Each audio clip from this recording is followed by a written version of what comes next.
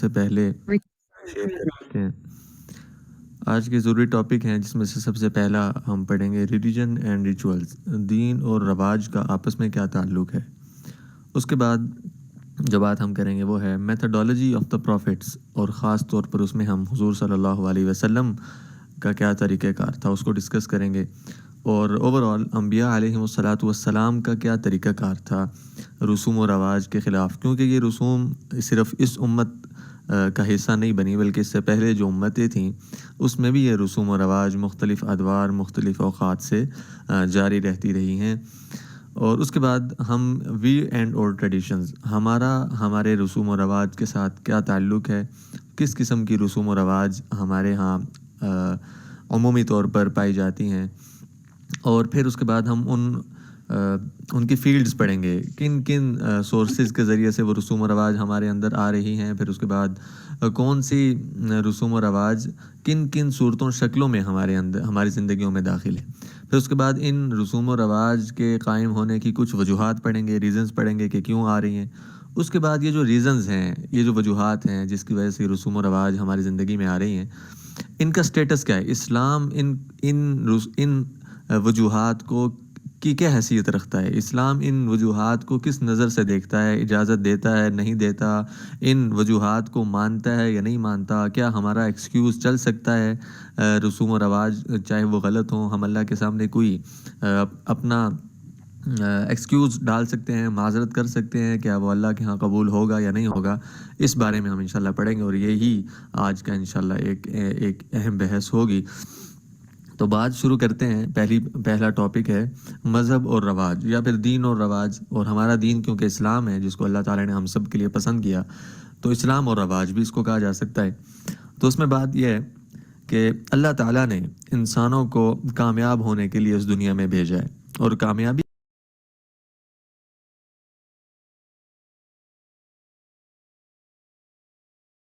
ان کو بتانے کے لیے اللہ تعالیٰ نے ساری انسانیت میں سے کچھ لوگوں کو چنا، اور جن کو ہم انبیاء علیہم الصلاۃ والسلام کہتے ہیں، انہی احکام کو دین بھی کہتے ہیں۔ یہ جو حکم ہے اللہ تعالیٰ کے، انہی آرڈرز کو، چاہے وہ کرنے سے متعلق ہو نہ کرنے سے متعلق ہو، انہی احکام کو دین کہتے ہیں۔ اچھا، اب جس وقت جو بھی دین آیا اس کو لانے والے اس وقت کے نبی ہوتے تھے۔ جو لوگ اس وقت کے دین پر عمل کرتے تھے ان میں نیکیاں اچھائیاں پیدا ہوتی تھیں، جنم لیتی تھیں، اور جو اپنے وقت کے نبی کی بات سے انکار کرتے تھے، اللہ کے آرڈرز کو ماننے سے انکار کرتے تھے، گویا کہ دین کو ماننے سے انکار کرتے تھے، تو یا پھر پوری طرح عمل نہیں کرتے تھے، ان میں بگاڑ پیدا ہونا شروع ہو گیا۔ اب جو لوگ اپنے وقت کے نبی کی بات سے انکار کر رہے ہیں ان کی زندگی میں بگاڑ آ رہا ہے، چاہے وہ بالکل انکار کر رہے ہوں کلمہ اور ایمان اور عقائد اور بیلیف اللہ کے اوپر، یا آخرت کے اوپر، یا نبی کے اوپر، یا نبی پر بھیجی گئی کتاب کے اوپر، ان کی رسالت پر، ان تمام چیزوں سے انکار کر رہے ہوں، یا پھر پریکٹیکلی وہ انکار کر رہے ہوں جیسے ہماری زندگیاں ہیں۔ ہم الحمدللہ عقائد یا بیلیفز کے اعتبار سے تو مسلمان ہیں، لیکن ہمیں سوچنا ہوگا کہ کیا ہم عملی اعتبار سے 100% مسلمان ہیں، یا کم از کم 100% مسلمان بننے کی کوشش کر رہے ہیں یا نہیں کر رہے۔ تو اب ان دونوں جو کیٹیگریز ہیں، دونوں قسم کے جو لوگ ہیں، اب اپنے وقت کی نبی کی بات سے انکار کرنے والے، چاہے وہ جس بھی کیٹیگری میں ہو، ان کی زندگی میں بگاڑ آ رہا ہے۔ اب اس بگاڑ کی ایک قسم رسوم و رواج بھی ہے، جیسے کسی کی زندگی میں اخلاقی طور پر بگاڑ آتا ہے، ایمانی طور پر بگاڑ آتا ہے، یا پھر جھوٹ کے اعتبار سے یہ معاشرتی طور پر بگاڑ آتا ہے، تو اسی طرح رسوم و رواج بھی معاشرے سے تعلق رکھتی ہیں، جیسے کل بھی ہم نے پڑھا، تھوڑا سا آج بھی اس کو ڈسکس کریں گے مزید۔ تو یہ رسوم و رواج بھی اس بگاڑ کی ایک شکل ہے۔ اچھا، یہ ضروری بات کہ یہ ان رسوم و رواج سے متعلق بات ہو رہی ہے جو منفی ہیں، جو غلط ہیں، جو دین کے خلاف ہیں، یہ بات تو بالکل صریح اور واضح ہے۔ اب جو انبیاء آتے تھے وہ جس طرح برائی کو ختم کرنا اور بھلائیوں کو پیدا کرنا، نیکیوں کی دعوت دینا، شرارتوں اور شرور سے لوگوں کو منع کرنا، اب یہ سارا انبیاء کی ایک ڈیوٹی ہوتی تھی جو اللہ تعالیٰ نے جس کے ان کو منتخب فرمایا۔ اب انہی ڈیوٹیز میں سے ایک رسم و رواج یہ بھی ایک غلط کام ہے، کیونکہ ہم غلط رسوم و رواج کے اعتبار سے بات کریں تو ان سے بھی انبیاء علیہ الصلوۃ والسلام منع کیا کرتے تھے۔ اب اچھا، اب انبیاء علیہ الصلوۃ والسلام کے رسوم و رواج کو سے منع کرنے کا کیا طریقہ کار تھا، کیا میتھڈولوجی تھی، کیا طریقہ اختیار کرتے تھے انبیاء علیہ الصلوۃ والسلام اپنے اپنے وقت اور اپنے اپنے قوم کو رسوم و رواج سے روکنے کے لیے۔ اس بات کو سمجھنے کے لیے پہلے ہم ہمارے لیے یہ بات ضروری سمجھنا ہے کہ رسوم و رواج کی اسلام میں کیا حیثیت ہے۔ یہ جیسے ابھی ہم نے ہیڈنگ پڑھی تھی نا کہ دین اور رواج، کیونکہ یہ طریقہ چل رہا ہے انبیاء کا طریقہ کار، اس سے اگلی ہیڈنگ ہے تو دین اور رواج۔ تو دین میں رواج کی کیا حیثیت ہے، پہلے اس کو سمجھنا ضروری ہے۔ تو دیکھیں یہ بات بہت ضروری ہے، جو رسم اور رواج ایسے ہوں کہ ان کے کرنے سے کفار کی مشابہت یعنی سملیرٹی یا ریزمبلنس یا شرعی احکام کی خلاف ورزی لازم آتی ہو، قرآن کے کسی حکم کی یا حدیث کی یا صحابہ کے کسی عمل کی، اگر اس کی خلاف ورزی لازم آ رہی ہے تو ایسے رسم اور رواج کو اپنانا جائز نہیں ہے۔ البتہ وہ رسم اور رواج جو کسی شرعی دلیل سے تو ثابت نہ ہو، یعنی ہم اس کو یہ تو نہیں کہہ سکتے کہ وہ دین کا حصہ ہیں یا ہم اس کے استدلال یا ریفرنس میں کوئی آیت کوٹ کر سکتے ہوں یا حدیث لا سکتے ہوں، ایسی رسم تو نہ ہو، لیکن ان میں کفار کی مشابہت نہ پائی جاتی ہو اور کسی شرعی حکم کی خلاف ورزی بھی لازم نہ آتی ہو، تو ایسے رسم اور رواج مباح اور جائز کے درجے میں ہوں گے، انہیں لازم سمجھے بغیر اختیار کرنے کی گنجائش ہوگی، یعنی کسی کو ان کے اپنانے پر مجبور نہ کیا جائے، ان میں شرکت پر اصرار نہ کیا جائے، اور اگر کوئی ان میں شرکت نہیں کرتا تو اس پر طعن و تشنیع کا نشانہ نہ بنایا جائے، اس کو برا نہ کہا جائے اور اس کو غلط نہ کہا جائے، اور اپنانے پر کسی قسم کے ثواب کی امید بھی نہ رکھی جائے۔ یہ 3-4 کنڈیشن جو میں نے بتائی ہیں آپ کو، یہ باتیں ضروری۔ تو اس بات کو سمجھنے کے بعد جو نتیجہ نکلتا ہے وہ یہ ہے کہ اسلام میں ہماری زندگی میں یا دنیا میں رسوم و رواج 2 قسم کی ہیں، ٹھیک ہے۔ پہلی قسم وہ ہے جو ناجائز ہے، اور دوسری قسم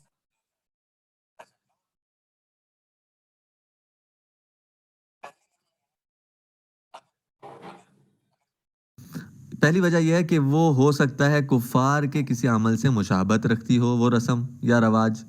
اگر وہ مشابہت نہیں رکھتا، ٹھیک ہے، تو ہو سکتا ہے کہ وہ قرآن کے کسی آیت یا پھر نبی صلی اللہ علیہ وسلم کی سنت یا صحابہ کے کسی قول یا عمل کے خلاف ہو۔ اگر وہ تو پھر بھی ناجائز ہو سکتی ہے، یعنی شریعت یا اسلام کے خلاف ہو، اللہ کی رضا کے خلاف ہو، تو پھر بھی وہ ناجائز ہو۔ تو یہ 2 وجوہات ہو سکتی ہیں کسی رسم اور رواج کے ناجائز ہونے کی۔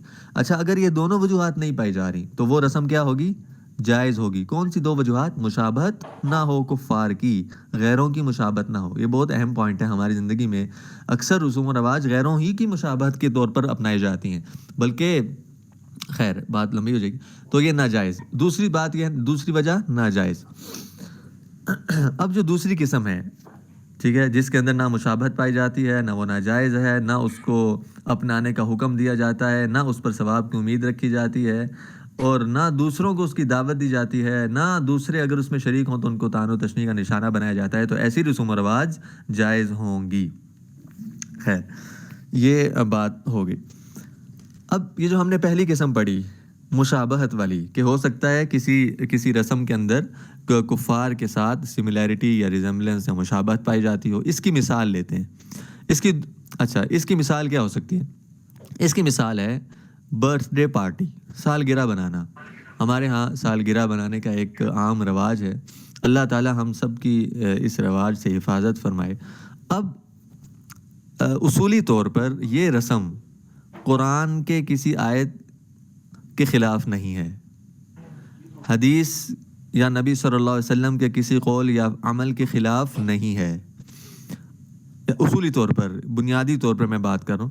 اسی طرح سالگرہ بنانا صحابی کے کسی قول یا فعل کے خلاف نہیں ہے، لیکن سالگرہ بنانے سے کفار کی مشابہت لازم آتی ہے۔ اگر کوئی سالگرہ بنائے گا تو یہ ہماری رسم نہیں ہے۔ رسم کس کی ہے؟ نان مسلمز کی ہے، وہ برتھ ڈے بناتے ہیں، سالگرہ بناتے ہیں۔ اب اگر کوئی مسلمان اس رسم کو بناتا ہے تو کفار کی مشابہت ہوگی، کفار کی مشابہت ہونے کی وجہ سے اب اس مشابہت سے مطلب سمجھ رہے ہیں نا، یعنی سیم جیسے وہ کرتے ہیں اس طرح ہم کر رہے ہیں، تو اس مشابہت لازم آنے کی وجہ سے ایسی رسم سے منع کیا جائے گا۔ تو یہ ایک مثال ہے برتھ ڈے پارٹی کی۔ اچھا، دوسری جو مثال ہم لے رہے ہیں، پہلی ہی قسم کی دوسری مثال ہے، وہ ہے ناجائز رسوم و رواج۔ ان میں ایک یہ ابھی آپ کو اسکرین شیئر ہو رہی ہے، جس کے اندر کچھ آپ کو سیلون سٹائل نظر آ رہے ہیں، کٹنگ ہوئی ہوئی ہے بالوں کی۔ تو دین میں جو ہمیں عمل ملتا ہے نبی صلی اللہ علیہ وسلم کا، بال کٹوانے کے اعتبار سے، یہ مردوں کے بالوں کے اعتبار سے بات ہو رہی ہے، عورتوں کے لیے احکام بھی بہت سخت ہیں، جس میں بہت خلاف ورزیاں ہوتی ہیں ہمارے وقت میں۔ اللہ ہی ہم سب کی حفاظت فرمائے۔ تو ابھی جو بات ہو رہی ہے وہ مردوں کے اعتبار سے بات ہو رہی ہے کہ اب عام طور پر یہ ایک رواج نکل آئے، یہ جو آپ کو بال نظر آ رہے ہیں، یہ ایک رواج بن چکا ہے ہمارے دور میں بال کٹوانے کا۔ بچوں کو دیکھو، بڑوں کو، بڑی عمر کو، سارے اس انداز سے بال کٹوا رہے ہیں۔ ہمیں جو نبی صلی اللہ علیہ وسلم کی رہنمائی ملتی ہے بال کٹوانے کے اعتبار سے، وہ یہ ہے کہ چاروں طرف کے بال برابر کٹے ہوئے ہوں، ٹھیک ہے، چاہے وہ بڑے ہوں، زلفیں ہوں تب بھی برابر ہوں، اور اگر ٹنڈ ہو یعنی بال بالکل حلق ہو تو وہ تب بھی برابر ہوں، اور اگر کٹوانے ہوں، چھوٹے کروانے ہوں، تب بھی چاروں طرف سے، اوپر دائیں بائیں اور پیچھے سے، چاروں طرف سے برابر بالوں کو کاٹا جائے۔ لیکن اب یہ ایک سٹائل نکل آیا ہے اور اتنا یعنی عجیب سا لگتا ہے، اور یہ ایک کفار کی مشابہت تو ہے ہی اس کے اندر، لیکن یہ پھر ناجائز کے حکم اس وجہ سے بھی داخل ہے، اور یہ رسم غلط اس لیے بھی ہے کیونکہ یہ نبی صلی اللہ علیہ وسلم کی سنت کے خلاف ہے، نبی صلی اللہ علیہ وسلم کی واضح حدیث کے خلاف ہے۔ تو یہ دو مثالیں ہم نے پڑھی، ایک برتھ ڈے پارٹی کی اور دوسرا ہیئر کٹنگ سیلون یا سٹائلز کی، اور ان رسوم و رواج کی دو مثالیں ہم نے پڑھ لیں۔ اب ہم کیونکہ میتھڈالوجی آف پروفٹس پڑھ رہے ہیں، انبیاء کا طریقہ کار کیا ہوتا تھا، تو اب اس میں سے جو ہم نے مثال پڑھی ہے دوسری قسم یعنی جائز رسومات، اس میں انبیاء علیہ الصلوۃ والسلام منع نہیں کیا کرتے تھے، ٹھیک ہے، تو وہ منع نہیں کرتے تھے اس لیے کہ رسم و رواج معاشرتی زندگی کا اہم پہلو ہیں، اگر وہ اللہ کی رضا کے خلاف نہیں ہے تو اس کے ہونے سے کوئی فساد واقع نہیں ہوتا۔ البتہ جو پہلی قسم ہے جس کے اندر مشابہت قائم ہو رہی ہو یا پھر وہ شرعی حکم کے خلاف ہو، اس میں انبیاء علیہ الصلوۃ والسلام کے ایکشنز جو ہوا کرتے تھے، جو مقابلہ ہوا کرتا تھا، وہ دو طرح کا ہوتا تھا۔ پہلی قسم ہے ترمیم اور اصلاح، ایڈٹ اینڈ کریکٹ، ٹھیک ہے، یعنی تہذیب جس کو کہتے ہیں، اور دوسرا طریقہ کار انبیاء کا یہ ہوتا تھا خاتمہ، ٹو بین، بالکل پابندی لگا دینا۔ اچھا، کچھ رسوم و رواج مختلف زمانوں میں ایسی پائی جاتی تھی جس کے اندر تھوڑی سی اگر تبدیلی کر دی جائے، اس کو صحیح نہج پر لے آیا جائے، تو اس کی جو برائی تھی یا اس کے اندر جو شرور تھے، چاہے وہ مشابہت کے اعتبار سے ہوں یا اللہ کی رضا کے خلاف ہونے کے اعتبار سے ہوں، وہ ختم ہو سکتے تھے۔ ایسی رسوم و رواج کے خلاف انبیاء کھڑے نہیں ہوتے تھے، یعنی ان کو پابندی نہیں لگاتے تھے، لوگوں کو ان سے روکتے نہیں تھے، بلکہ کریکشن کرتے تھے، اس کی اصلاح کرتے تھے، اس کے اندر جو اس کا ٹیڑھا پن تھا اس کو ختم کرتے تھے، اور اس کی صحیح منہج کے اوپر لا کر لوگوں کو اس کو کرنے کی اجازت دے دیتے تھے۔ اس کی مثالیں کئی ہو سکتی ہیں، اور نبی صلی اللہ علیہ وسلم کی اپنی زندگی سے اس طرح کی کئی مثالیں ملتی ہیں۔ جس طرح ایک مشہور حدیث ہے بیوع سے متعلق، کھجور، تمور اور ربا کا اس میں ایک بحث ہے، خیر بات لمبی ہو جائے گی اس لیے اس مثال کو ابھی نہیں حل کرتے۔ اچھا، دوسرا طریقہ کار انبیاء کا یہ ہوتا تھا کہ وہ ان رسوم و رواج کے خلاف کھڑے ہو جاتے تھے، بین کر دیتے تھے، بالکل پابندی لگا دیتے تھے کہ بس یہ اس رسم کو بس چھوڑ دو۔ اور اتنی پابندی نبی صلی اللہ علیہ وسلم کی زندگی سے ہم پڑھیں گے آگے کہ شراب سے متعلق ایک رسم چلی تھی، تو اللہ کے نبی صلی اللہ علیہ وسلم نے اس شراب کے برتنوں سے بھی منع فرما دیا، یعنی اتنی پابندی بھی ہمیں دین میں ملتی ہے کہ اس چیز کو اب دیکھنا بھی نہیں ہے، اور اس چیز سے متعلق جو چیز ہے یعنی برتن، اس کو بھی نہیں استعمال کرنا، اس حد تک بھی پابندی۔ تو ہم آج کل جو علماء پر تشدد کا الزام لگا رہے ہیں، تو یہ تشدد تو پھر الزام ڈائریکٹ جو متعلق ہوتا ہے وہ اللہ کی ذات سے ہوتا ہے، یا دین سے ہوتا ہے، یا قرآن سے ہوتا ہے، یا انبیاء سے ہوتا ہے، اس لیے ہمیں احتیاط کرنی چاہیے۔ علماء اگر کسی کام کو کرنے کی ہدایت دیتے ہیں تو وہ قرآن اور حدیث سے دیتے ہیں، اور اگر کسی کام سے منع کرتے ہیں تو وہ بھی قرآن اور حدیث سے دیتے ہیں۔ ہاں، ہمیں اپنے آپ کو تبدیل کرنا چاہیے، اپنے آپ میں تبدیلی لانی چاہیے، اور قرآن کو اپنے مطابق کرنے کے بجائے اپنے کردار کو، اپنی ذات کو، اپنے اعمال کو قرآن کے مطابق کرنا چاہیے۔ تو یہ دو ایکشنز ہوتے تھے انبیاء کے۔ ایک تو کچھ رسوم ایسی ہوتی تھی جن کے اندر تھوڑی سی اصلاح کر کے وہ ٹھیک ہو سکتی تھیں، تو انبیاء ان رسوم و رواج میں اصلاح کر دیتے تھے۔ کچھ رسوم ایسی ہوتی تھیں جو اصلاح کے قابل نہیں بلکہ انہا کے قابل ہوتی تھیں، ایسی رسوم کو انبیاء علیہم الصلاۃ والسلام بالکل ان پر پابندی لگا دیا کرتے تھے اور لوگوں کو اس سے روک دیا کرتے تھے۔ اب اگلی جو ہیڈنگ ہے وہ ہے کہ نبی کریم صلی اللہ علیہ وسلم کا کیا طریقہ کار تھا رسوم و رواج سے متعلق۔ تو اس میں ایک مثال ہے یعنی بتانا ہم یہ چاہ رہے ہیں کیونکہ ماڈریٹ اوپینین قائم کرنی ہے، معتدل رائے جس میں ہم صحیح سمجھ سکیں۔ تو نبی صلی اللہ علیہ وسلم کی زندگی سے ہمیں یہ رہنمائی ملتی ہے کہ بعض رسوم میں اللہ کے نبی علیہ السلام نے شرکت فرمائی، اور بعض رسوم میں اللہ کے نبی صلی اللہ علیہ وسلم نے شرکت بھی نہیں فرمائی اور اس سے منع بھی کیا اور پابندی بھی لگائی۔ اب ایسی مثال جس سے ہمیں یہ پتہ چلتا ہے کہ اللہ کے نبی صلی اللہ علیہ وسلم نے اس رسم میں شرکت فرمائی، وہ ہے حلف الفضول۔ یہ بڑی مشہور ایک ٹرم ہے اور ایک واقعے کی علامت ہے جو ایک وجود میں آئی تھی اللہ کے نبی صلی اللہ علیہ وسلم کے زمانے میں۔ وہ یہ ہے کہ آپ کو معلوم ہے کہ عرب جو ہیں وہ لڑائیوں میں بڑے مشہور تھے، قبائلی عصبیت ان کے اندر تھی۔ ہمارا قبیلہ، ہمارا گھر، ہمارا علاقہ، اس کے اندر وہ بڑے فخر کیا کرتے تھے۔ تو روز روز کی لڑائیوں سے عرب کے سینکڑوں گھرانے برباد ہو گئے، اور ہر طرف بد امنی اور آئے دن کی لوٹ مار سے ملک کا امن اور امان غارت ہو چکا تھا۔ کوئی شخص اپنی جان و مال کو محفوظ نہیں سمجھتا تھا، نہ دن کو چین نہ رات کو۔ اب اس وحشت ناک صورتحال سے تنگ آ کر کچھ صلح پسند لوگوں نے جنگ فجار کے خاتمے کے بعد ایک اصلاحی تحریک چلائی۔ چنانچہ کچھ قبیلے تھے جس میں بنو ہاشم ہے، بنو زہرہ ہے، بنو اسد وغیرہ، تو یہ قبائل قریش کے بڑے بڑے سردار عبداللہ بن جدعان کے مکان پر جمع ہوئے، اور حضور صلی اللہ تعالیٰ علیہ وسلم کے چچا جن کا نام حضرت زبیر بن عبد المطلب نے، انہوں نے یہ تجویز پیش کی کہ موجودہ حالات کو سدھارنے کے لیے یہ لڑائیاں جھگڑے ہو رہے ہیں، کوئی معاہدہ ہونا چاہیے، کوئی پیکٹ ہونا چاہیے، کوئی وعدہ ہونا چاہیے۔ تو خاندان قریش کے سرداروں نے بقائے باہم کے اصول پر جیو اور جینے دو، یعنی اس طرح کا یہ ایک وعدہ تھا جس کو حلف الفضول کہتے ہیں، جیو اور جینے دو، اس قسم کا ایک معاہدہ کیا اور حلف اٹھا کر عہد کیا کہ جس کے اندر 4-5 پوائنٹس تھے جس کے اوپر انہوں نے آپس میں معاہدہ کیا۔ اس میں پہلا پوائنٹ یہ تھا کہ مسافروں کی حفاظت کریں گے، ہمارے علاقے میں کوئی مسافر آتا ہے ہم اس کی حفاظت کریں گے، مظلوم کی حمایت کریں گے، مدد کریں گے، ملک سے بے امنی دور کریں گے، غریبوں کی امداد کرتے رہیں گے، کسی ظالم یا غاصب کو مکہ میں نہیں رہنے دیں گے۔ اب اس معاہدے میں حضور اقدس صلی اللہ تعالیٰ علیہ وسلم نے بھی شرکت فرمائی، اور یہ نبی علیہ السلام کی نبوت ملنے سے پہلے کا واقعہ ہے۔ تو آپ علیہ السلام نے اس میں شرکت فرمائی، اور آپ کو یہ معاہدہ اس قدر عزیز تھا کہ اعلان نبوت کے بعد، یعنی نبوت حاصل ہو گئی، اس کے بعد آپ صلی اللہ علیہ وسلم فرمایا کرتے تھے کہ اس معاہدے سے مجھے اتنی خوشی ہوئی کہ اگر اس معاہدے کے بدلے میں کوئی مجھے سرخ رنگ کے اونٹ بھی دیتا تو مجھے اتنی خوشی نہ ہوتی، اور اگر اس قسم کے وعدے یا اس قسم کے معاہدے یا اس جیسے عمل کی طرف مجھے اب بھی اگر کوئی بلائے تو میں اس کے لیے تیار اور لبیک کہوں گا۔ تو اب یہ جو حلف الفضول تھا، اس کی ابتدا بالکل ایک رسم کی طرح ہوئی، ٹھیک ہے، کیونکہ وعدہ کرنا تو ایک دین کا حکم ہے، لیکن اس وقت نئی نبوت اللہ کے نبی صلی اللہ علیہ وسلم کو ملی نہیں تھی، اور جس طرح ایک رسم کی ابتدا ہوتی ہے، جیسے ہم نے کل بات کی تھی نظریے سے ہوتی ہے، اسی طرح یہ رسم ایک نظریہ ابھی جو ہم نے پڑھا یہی نظریہ تھا۔ مظلوم کی حمایت کریں گے، ملک سے بے امنی دور کریں گے، غریبوں کی امداد کریں گے، ظالم کے خلاف کھڑے ہوں گے، اس کی مدد نہیں کریں گے، تو یہ نظریہ تھا۔ اور اللہ کے نبی صلی اللہ علیہ وسلم نے اس حلف الفضول میں شرکت فرمائی، اور اتنے خوش ہوتے تھے کہ فرماتے تھے کہ سرخ رنگ کے اونٹ بھی اگر مجھے کوئی دے تو میں اس میں شرکت کے لیے میں اتنی خوشی نہیں ہوگی جتنی مجھے اس پر خوشی ہوتی۔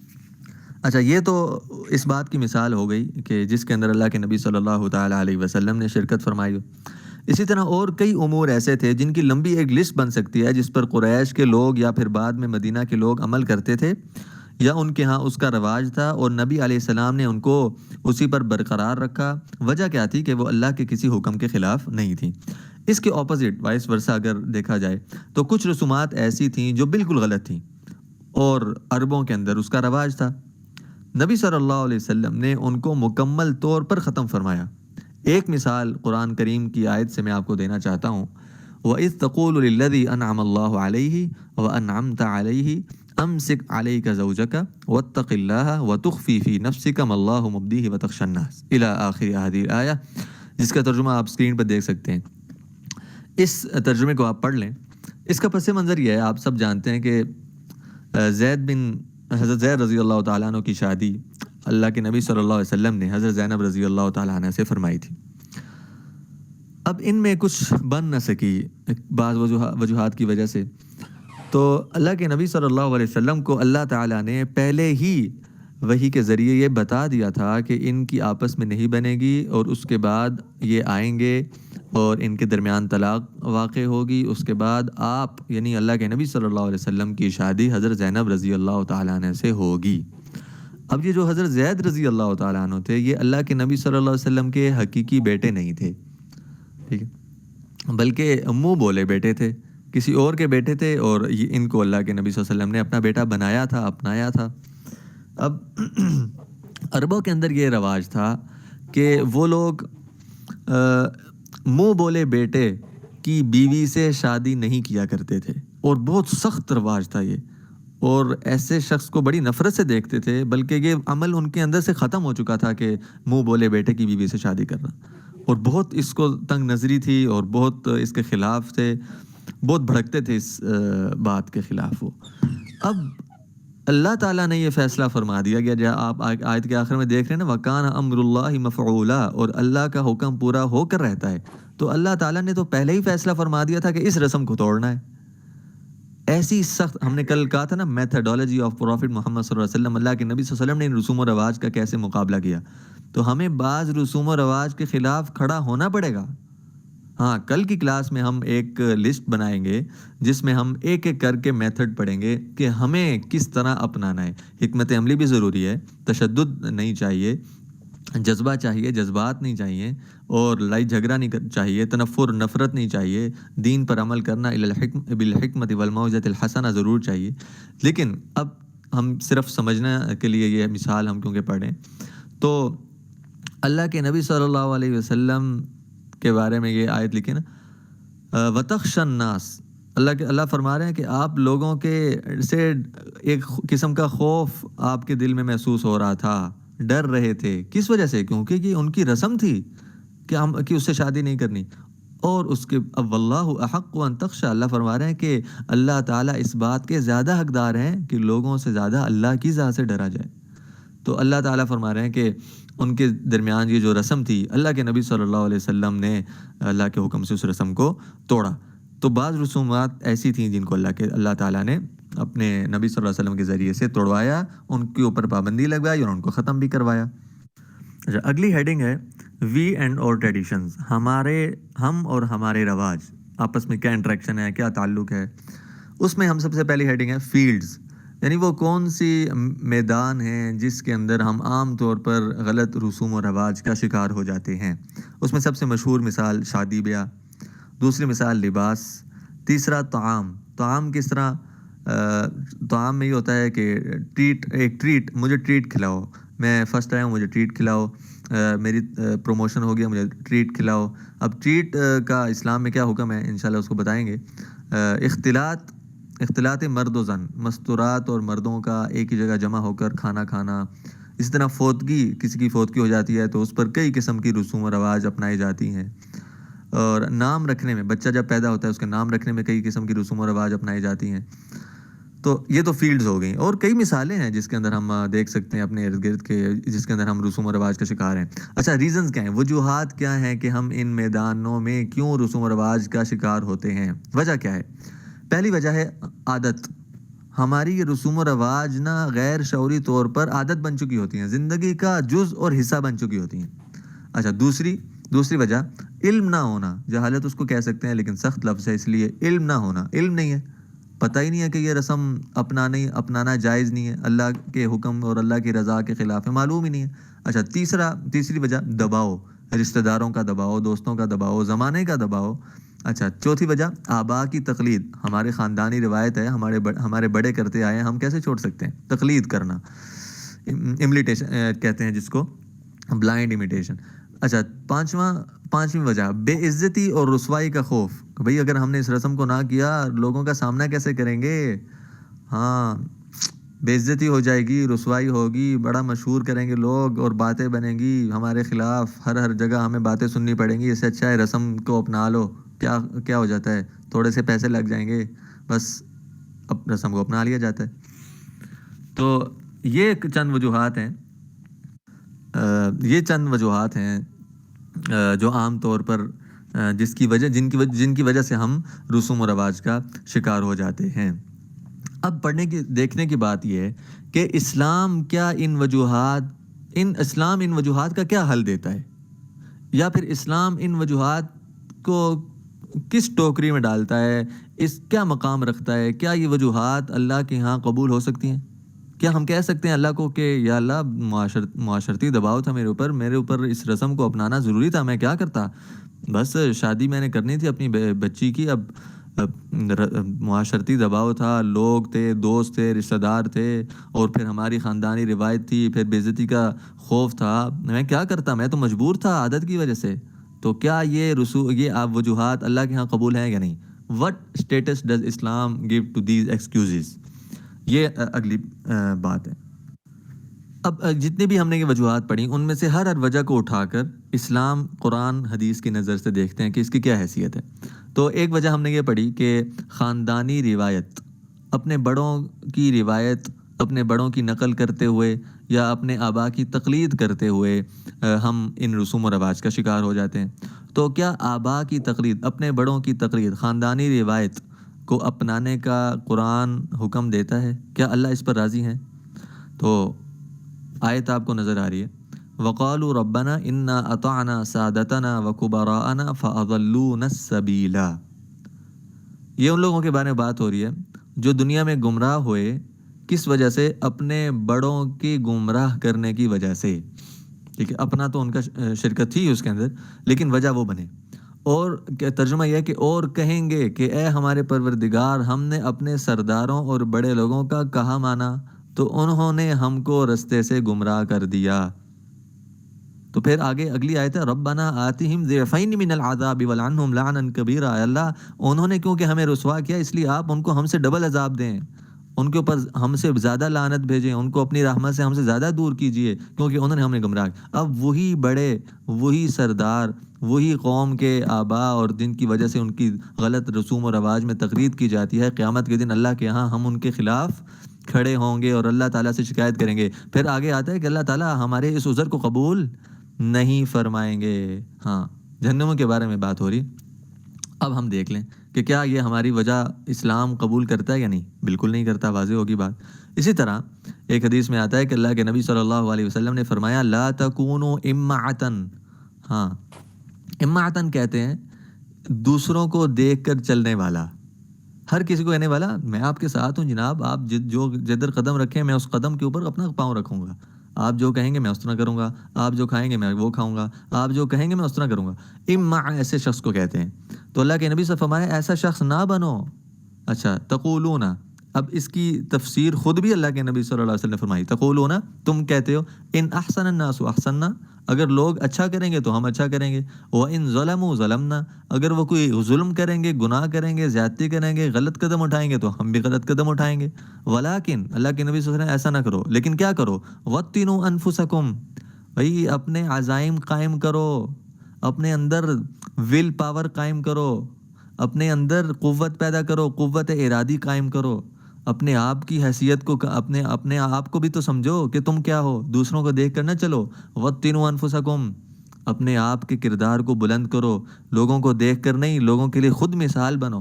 ان احسن الناس ان تحسنوا، اگر لوگ اچھا عمل کریں تو پھر بھی تم اچھا عمل کرو۔ وَإِنْ أَسَاءُوا اللہ تظلموا، اگر وہ برائی کے راستے پر قائم ہو پھر بھی تم کسی ظلم و زیادتی کے اندر شرکت نہ کرو۔ اگلی حدیث میں اللہ کے نبی صلی اللہ علیہ وسلم نے فرمایا لَتَتَّبِعُنَّ سُنَنَ مَنْ كَانَ قَبْلَكُمْ شِبْرًا بِشِبْرٍ وَذِرَاعًا بِذِرَاعٍ حَتَّى لَوْ سَلَكُوا جُحْرَ ضَبٍّ لَسَلَكْتُمُوهُ۔ یہ جو ہم کہتے ہیں نا کنویں میں چھلانگ مارے تو کیا تم گر جاؤ گے، اس کے اندر یہ حدیث ہے جس کے اندر عرب کی ایک مشہور ضرب المثل جُحْرَ ضَبٍ کے تعبیر سے اللہ کے نبی صلی اللہ علیہ وسلم نے یہ واضح فرمایا کہ کیا اپنے بڑوں کی تقلید کے اندر اتنے اندھے دھند ہو جاؤ گے کہ اگر وہ کسی ضب کہتے ہیں گو نہیں، یہ جانور چھوٹا سا سانپ کی طرح کا، اس کے جو گھر ہوتا ہے، سوراخ ہوتا ہے، بل ہوتا ہے، اس کو جوہر کہتے ہیں، کہ اگر لوگ اس گو کے سوراخ اور بل کے اندر گھسنے لگ جائیں کیا تم پھر بھی ان کے پیچھے چلو گے؟ جیسے ہم کہتے ہیں نا اپنی زبان کے اندر کہ کنویں میں چھلانگ مار دے تو کیا تم کنویں میں چھلانگ مارو گے؟ تو کیا اگر ہمارے آبا نے اپنی زندگیوں میں کنویں میں چھلانگ ماری ہوتی تو کیا ہم مارتے؟ بالکل نہ مارتے۔ تو ہمیں یہ دیکھنا ہوگا کہ ہمارے آبا کی عقائد، ہمارے مذاہب، ان کے مذاہب، ان کے رسوم و رواج، ان کا کردار قرآن کے مطابق ہے یا نہیں۔ اگر ہے تو سو بسم اللہ ہم کریں گے، اگر نہیں ہے تو نہیں، ہم نہیں کریں گے۔ اس لیے کیونکہ اللہ کا مقام، ابھی ہم نے آیت پڑھی نا واللہ حق ان تخشا، اللہ تعالیٰ کی ذات اس بات کے زیادہ لائق ہے کہ اللہ کی ذات سے ڈرا جائے۔ اچھا، اگلی وجہ ہم جو پڑھی کہ ہم رسوم و رواج کا کیوں شکار ہوتے ہیں وہ تھی کم علمی، علم نہیں ہے، معلوم نہیں ہے۔ اب کیا یہ علم نہ ہونا، یہ بات کیا اللہ کے ہاں قبول ہوگی؟ تو دیکھیں ہم دنیاوی امور میں یہ بات بالکل اس بات کو تسلیم کرتے ہیں کہ اگر ہم کسی ادارے کے ساتھ اس کے ٹرمز اینڈ کنڈیشنز کے اوپر سائن کر دیں اور اس کے بعد اس کی کسی حکم کی خلاف ورزی کریں اور اس خلاف ورزی کے بعد ہمارا کانٹریکٹ جو ہے وہ کینسل ہو جائے تو ہم اس عذر میں یہ بیان کریں کہ بھائی مجھے تو علم نہیں تھا، تو کیا آپ بتائیں، خود سب سمجھدار ہیں، کیا ہمارے اس عذر کو مانا جائے گا؟ بالکل واضح نہیں مانا جائے گا۔ تو اللہ کے ہاں بھی جو عدالت قائم ہوگی اس کے اندر جہالت کا علم نہیں کا عذر نہیں مانا جائے گا۔ اب اچھا، کچھ جہالتیں ایسی ہیں جس کی غلط فہمی جس کی وجہ ہے، اچھا غلط فہمی اس کی وجہ اس طرح ہے کہ ہم سمجھتے ہیں کہ اسلام ایک پرانا مذہب تھا، پرانا دین تھا۔ یہ میں ان لوگوں کے لیے بات کر رہا ہوں جو ذرا تجدد اختیار کر چکے ہیں، تجدد کو پسند کرتے ہیں، جدت پسندی کو اختیار کرتے ہیں، ماڈرنزم چاہتے ہیں، ہر عمل کے اندر، ہر طبقے کے اندر ماڈرنزم کو پسند کرتے ہیں، تو ان لوگوں کے لیے یہ بات بہت ضروری ہے۔ تو عام طور پر ہمارا یہ نظریہ ہے کہ اسلام ایک پرانا مذہب تھا، اب زمانہ تبدیل ہو چکا ہے، وقت نیا آ چکا ہے، اس لیے اب وقت کے ساتھ ساتھ جو نئی رسوم و رواج آ رہی ہیں ان کو قرآن کو ان کے مطابق ہونا چاہیے، ٹھیک ہے۔ اور اب یہ رسوم و رواج کیونکہ نئی ہے، قرآن تو پہلے تھا، 1400 سال پہلے گزر چکا، اللہ کے نبی صلی اللہ علیہ وسلم کی احادیث مبارکہ پہلے زمانے کی تھی، اس وقت اونٹ ہوتے تھے، اب تو جہاز آ گئے ہیں، گاڑیاں آ گئی ہیں، موسم بدل گئے، ہوا، یہ ساری چیزیں ان کے آزار ہوتے ہیں۔ تو آپ یہ بات ذہن میں رکھیں کہ Islam is universal and forever ایور۔ اسلام، قرآن اور حدیث اور صحابہ، ان کے بتائے گئے طریقے، ان کی بتائی گئی ہدایات و رہنمائی ہمیشہ کے لیے ہیں اور ہر وقت کے لیے ہیں، ٹھیک ہے۔ اس دنیا میں تنہا اسلام ایک ایسا دین ہے جس کی تعلیمات سدا بہار ہیں، زمانے میں کیسے ہی انقلاب رونما ہو جائیں، حالات کتنے ہی پلٹے گائیں، وہ پرانا نہیں ہوتا، وہ آج بھی تازہ ہے، اور جب تک یہ دنیا کروٹیں بدلتی رہے گی وہ تازہ رہے گا۔ اور اس کی وجہ بالکل ظاہر ہے، اس لیے کیونکہ اس کے اصول و ضوابط کسی بشری ذہن نے نہیں مرتب نہیں کیے جو آنے والے حالات سے بے خبر ہو۔ اس کی تعلیمات کا سرچشمہ وہی الہی ہے، جس ذات نے اسے انسان کا نظام حیات قرار دیا ہے، وہی انسان کی اور اس تمام کائنات کی خالق ہے۔ اسے انسان کی فطرت کا پورا علم ہے، وہ اس کی ضرورتوں کو خوب جانتا ہے، وہ تمام بدلتے ہوئے حالات سے پوری طرح باخبر ہے، اور اس سے اچھی طرح معلوم ہے کہ کب کیا ہونے والا ہے، کس وقت کیا ہوگا، کس طرح حالات بدلیں گے، یہ سب اللہ کے علم ہے۔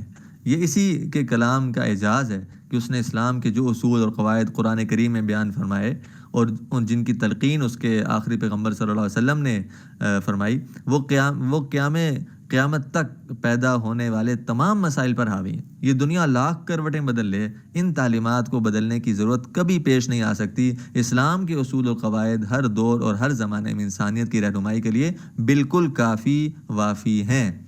اس لیے یونیورسل اینڈ فار ایور کے اصول کو ذہن میں رکھنا ہے، اور اسی لیے اللہ کے نبی صلی اللہ علیہ وسلم نے حدیث میں فرمایا جو آپ کو نظر آ رہی ہے، قال رسول اللہ صلی اللہ علیہ وسلم ترکت فیکم امرین، دو چیزیں چھوڑے جا رہا ہوں تمہارے درمیان، لن تضلوا ما تمسکتم بہما، ما للمدہ، ما استعمال ہوتا ہے دوام کے لیے، جب تک تم ان دو چیزوں کو مضبوطی سے تھامے رکھو گے، جب تک تم ان دو چیزوں کو مضبوطی سے تھامے، جب تک، اب جب تک کا کیا مطلب ہے؟